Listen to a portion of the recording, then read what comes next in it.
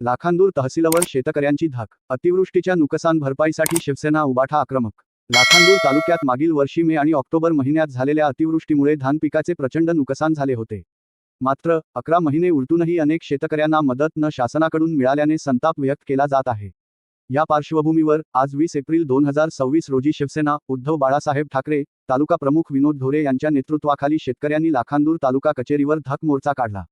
प्रशासनाकडून अपेक्षा 11 महिन्यांपासून शेतकरी मदतीच्या प्रतीक्षेत। मोर्चादरम्यान तहसीलदार वैभव पवार यांच्यामार्फत मुख्यमंत्री एकनाथ शिंदे यांना निवेदन देण्यात आले। निवेदनात प्रशासनाच्या ढिसाळ कारभारावर कडक शब्दांत ताशेरे ओढण्यात आले आहेत। मुख्य मागण्या आणि समस्या KYC होऊनही मदत नाही।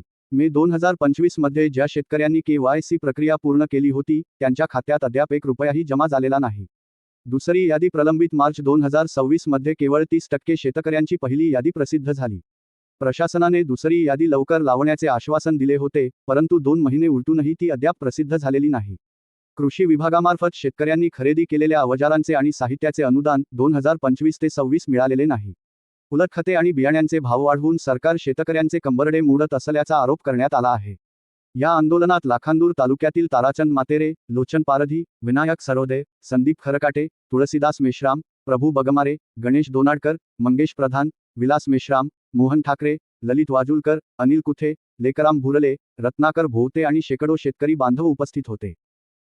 आज लाखांदूर तालुक्यातील शेतकऱ्यांचे प्रश्न घेऊन आम्ही तहसील कार्यालय लाखांदूरमध्ये इथे आलेलो होतो।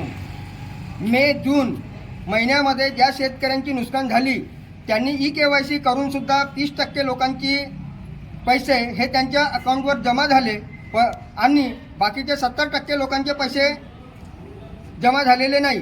त्यानंतर ऑक्टोबर-नोव्हेंबरमध्ये जो अस्मानी सुलतानी पाऊस आला, त्या पावसामध्ये शेतकऱ्यांचे धान पूर्णपणे वापले गेले। त्यावेळेस सरकारनं अतिवृष्टी जाहीर केली।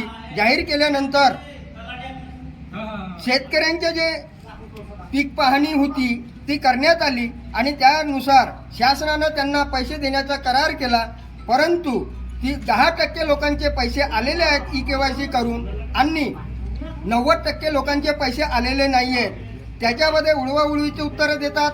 पटवाड्याकडे जी यादी आहे त्याच्यामध्ये जे नाव आहेत ते तहसील कार्यालयाला नाही आहेत। त्यामुळे शेतकऱ्यांना घेऊन आज ह्या प्रश्नांना वाचा फोडण्याकरिता आम्ही इथे आलो आहोत। महाराष्ट्र सरकारला आमची हीच नम्र विनंती आहे की आपण तात्काळ शेतकऱ्यांच्या अकाउंटवर पैसे टाका, कारण लगनसराईची वेळ आलेली आहे आणि त्यामुळे शेतकरी हा हवालदिल झालेला आहे।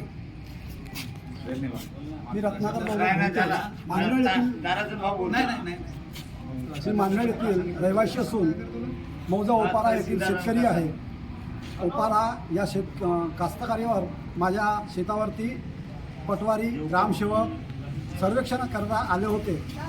कळप्या उचलून मी त्यांना फोटो देऊन दिला, तरी पण माझा आज नाव आलेलं नाही आहे। त्याकरता मी विनोद ढोरे यांच्याबरोबर तहसीलला आलेलो आहे।